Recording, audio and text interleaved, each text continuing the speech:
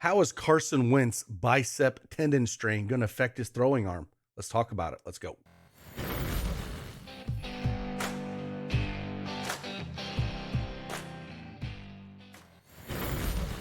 Hey, good morning, everyone. Happy Thursday. It's Craig Bennett here, aka Cash Keg, back with an Underdog Pick'em video. Again, if you haven't checked out Underdog Pick'em, make sure you run over there. Use that promo code ARMY and get 100% instant deposit match up to $100. And they have a new thing. I don't know if you checked it out. If you haven't played in a while, maybe you played NBA, haven't came back for NFL yet, but they have insurance. So now if you play 5 plays, you can miss one and still get paid if you hit 4. So we're going to go through this game against the Commanders and the Bears and kind of just walk through each team and just kind of pick out some of the favorite plays. I think this game, is going to be very volatile to pick out some plays that I'm super confident in, we got 2 really bad teams here. But like I said, we'll dive in a little bit about Carson Wentz's injury. He's going to play, but is it going to limit him in any fashion? We'll kind of talk about that a little bit and how we're going to handle this three-headed monster backfield that the Commanders are going to run. I think it's a little more clear-cut than just having 3 backs. But again, we'll talk about that. If you like these videos, you want to see more Underdog videos, hit that like button for me, subscribe to the channel, and I'll do my best to knock these out for you and hopefully help you provide a little bit of value to help your research process. But let's just get right after it.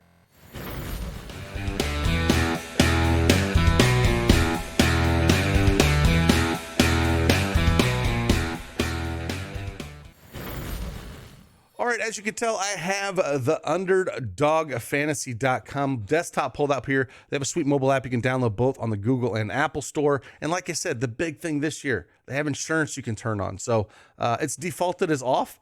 So right here, it's basically, if you pick 5 plays, you can get 20x your money. But if you miss one, you miss everything. If you turn the insurance on, you can get 10x. But once we put some plays in here, you'll see you get a little less. But if you miss one, you can actually still get paid. So really nice feature that they have. And I think it's something that I like to use if I'm using 4 or 5 plays, and I stick to the regular if I'm going to do 2 or 3. That's how I've been using it. And it's been pretty successful. So I want to talk about Carson Wentz a little bit. So it's a short week, right? He's got a biceps tendon strain near his throwing shoulder. So he's not going to be 100% healthy. He's sore. That could, limit the passing game here. It really could. I think he's still going to throw the ball. Don't get me wrong. But maybe they rely on the run game a little bit. The Bears' run defense is, near the bottom of the league here. And this comes into play when I talk about Brian Robinson, right? Yes, he played 1 game. He's coming off that gunshot wound, but, he had 9 carries in that first game. So, if you go look at the lines right now, his rush attempts are anywhere from 11.5 to 12.5. I still would go higher here. I think they're going to run the ball with him a lot. I think this is his backfield. That's kind of why they brought him in here. It's something that I like. Fantasy points 8.5. I like higher on all 3 of these, honestly. Pick any one you want. I like, rushing yards, fantasy points. I think he gets a touchdown here as well. So if I do that, I think it's an easy over 8.15 fantasy score. I'm going to put this here, but I'm comfortable with all 3 of these. But that's just how I read this game. You see people making some comments about things. You have to, if you're building a daily fantasy lineup, or if you're even doing, projections like this where you're picking higher or lower on the projection, you have to still have a game script and how you feel like the game's going to go. I just feel like they're probably going to run the ball a ton against Chicago. I mean, Chicago's gave up a ton of yards. I talked about this in a separate video, where the amount of yards that they've given up so far against running backs. I mean, they gave up 94 yards on the ground against Dalvin Cook last week, gave up 146 to Saquon Barkley, gave up 80 to Damian Pierce. 132 to Aaron Jones back on September 18th. You just go on and on about how many yards these guys have given up. So when you get a guy that's low 50s, I think, if he's going to get the ball 12, 13 times, I think he can get there, especially if he can get one big run out of it. So again, I like all these. I'm going to throw this one in here.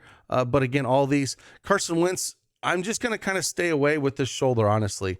Now, if we look at his pass attempts, he's went over this every time.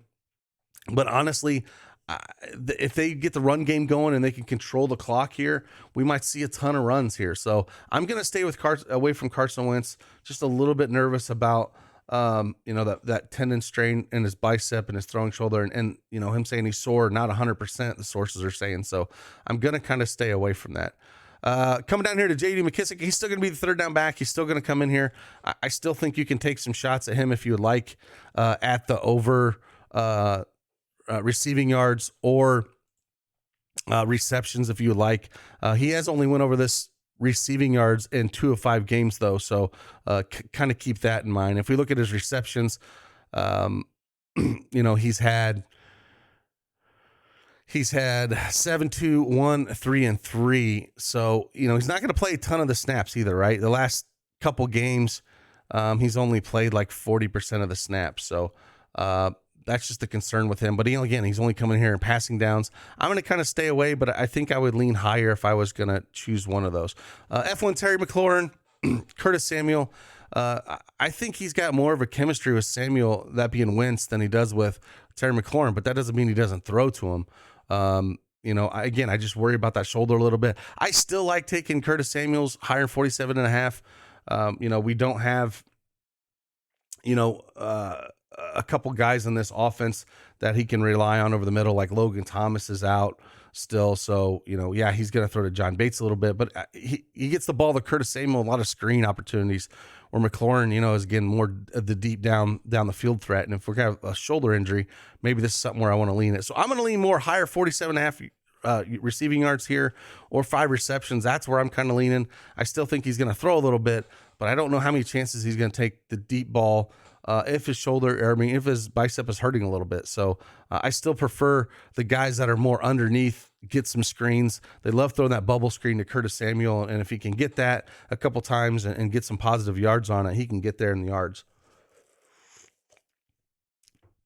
Looking at Brown, 16.5. He had 2 big old bombs, last week, touchdowns, 16.5. I just don't see it. I don't see it in this matchup. If you want to take, higher yards, he's going to get it probably in 1 catch. So if you want to go that route, that's where you'd probably be sitting at. John Bates, same kind of thing I talked about with Samuel, right? He's going to be, shorter passes, I believe, in this game, right? So we saw in the game with no Logan Thomas last week, we saw a spot where he caught, over 39 yards here, and had, 3 receptions. So, again, shorter passes here. I'm going to go higher than 2 receptions, 17.5 yards. I'm fine with that as well. But if he is going to pass, I think he might pass a little bit shorter, not down the field so much. So again, I think that's going to benefit, guys like Curtis Samuel, John Bates, J.D. McKissic, guys like that. And that's why I'm going to personally stay away from, McLaurin, just because I don't know just not knowing where his arm is at and throwing down the field. That's where I'm going to kind of sit there.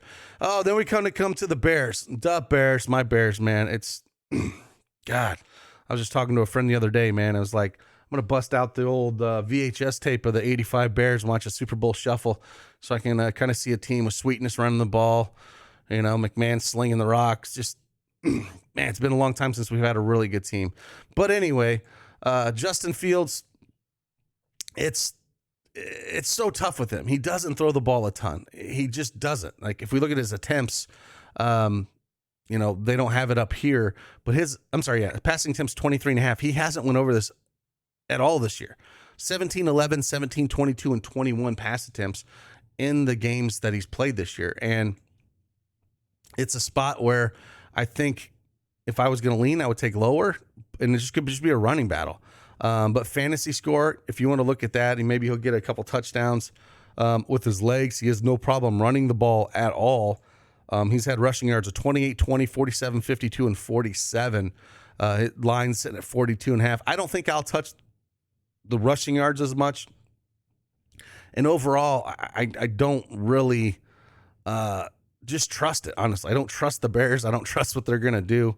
And that's what makes me struggle a little bit with deciding. So rush attempts, he's had 11, 8, 8, 7, and 8. They set the line at eight attempts, which is probably right on par.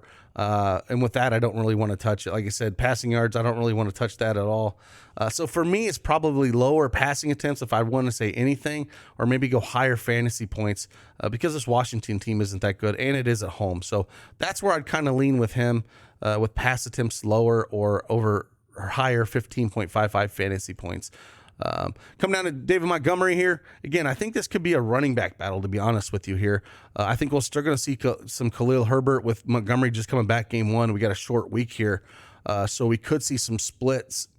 But I think if we kind of look at reception-wise, I don't really like the 2.5. I liked it way better when you could get, sitting at around 2 in some spots. 2.5, I would rather go play it at one of the books where you can get plus money, not sitting at 2.5 here where you're not going to get a plus money. Rush yards, again, I have a hard time playing a ton of Montgomery here just because I don't know how the split's going to be on the short week. It's really tough. He saw 12 rushing attempts last week. Didn't do really good at all. But again, with Khalil Herbert, I can see them maybe splitting the backfield a little bit. And it's just a spot I don't want to touch. I think the lines are all probably right. 16.5 rushing attempts. Are they going to give him that many back on a short week in game 2? He's only went over this rushing attempts in 2 of the 5 games. I'm sorry. Yeah. 2 of the 4 games that he's played. 17 against San Francisco, then when it came down to 15 in Green Bay, only had 3 in Houston where he got hurt, and then 12 at Minnesota. So are they going to really give him that many? I think they could maybe split it with Khalil. So maybe I go lean lower here in rushing attempts, just where I think that, on a short week like this, do they really want to give him the ball that many times where they can, bring Khalil Herbert in, and he looked really good in his place. So maybe you want to go, maybe if you think that's the way it's going to go, you go lower on rushing attempts, and then you go higher on rushing yards with Khalil Herbert. If you think maybe he gets a little bit more run here with, on a short week with him just coming back. He only saw 4 carries last week against Minnesota. It's just really hard to trust what they're going to do. So overall, I'll probably stay away from this situation in general with the lines the way they are. But if depending on how you read the tea leaves with this and see how this situation is going to pan out, if you think it's going to be more split, again, I'd go higher on Khalil Herbert and then maybe go a little bit lower on Montgomery's rush attempts. But overall, I'm just going to kind of stay away from it. Darnell Mooney, 3.5 receptions, 7.85 fantasy points, 46.5 reception yards. Yeah, I think he could, possibly get there. It's just you're trusting on Fields and his accuracy, and that's the only thing. It only takes a couple balls. He had a hell of a catch last week for him to get this over or to higher than these projections. But I'm going to kind of just stay away from that in general. Same thing with Kmet and St. Brown. It's just a situation where it's really hard to trust these guys exactly how it's gonna pan out. I think I would probably maybe trust Cole Kmet even a little bit more than I would Mooney, and it has nothing to do with skill set. It's just how accurate is he going to be, right? If we look at the line for Cole Kmet at 29.5, he had 45 last week. The targets have been trending up 3, 3, and 4 over the last 4 games. If you think it's going to be, more of that type of game, maybe you want to lean more than 29.5 receiving yards or receptions if we're going to see a game like that. So I probably feel the most comfortable with him. If we kind of look at Darnell Mooney, like I said, he can do it.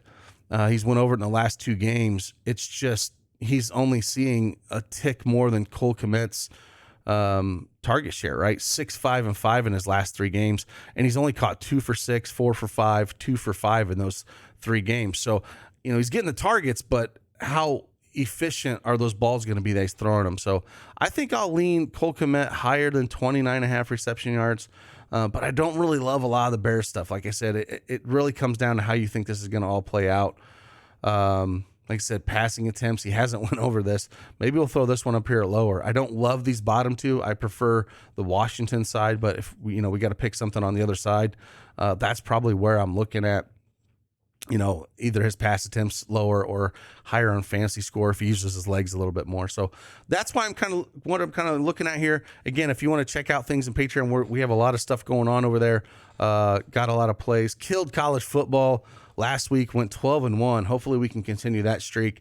And we're working on some cool tools that we have for some certain sites that you can check out as well. So with that, again, I appreciate each and every one of you. Hit that like button on your way out. Lets me know I'm going to keep doing these videos for you. Hopefully it provided some value as you're making your decisions tonight. And like always, good luck, and I'll see you guys on the flip side. Deuces.